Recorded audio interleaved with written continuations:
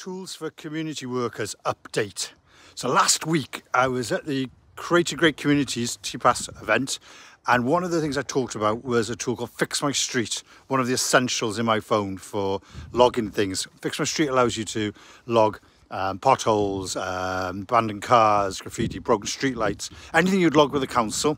This app you can do in seconds. So, as somebody I practice what I preach, last Saturday morning I came out, and in my street all the potholes have really got worse and worse, and I was looking at it going, this is ridiculous. I logged it at 10:24 according to the app on Saturday morning. I've just come out here, now it's Monday. I've been working all day, about to walk the dog. Say hello, Nell.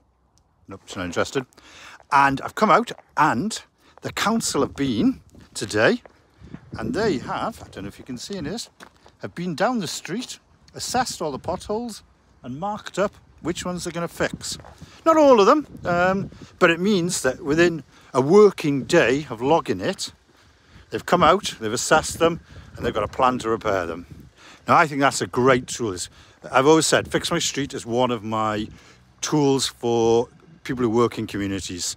You can log stuff, you can take stuff up with the council really quickly. Get it on your app. FixMyStreet.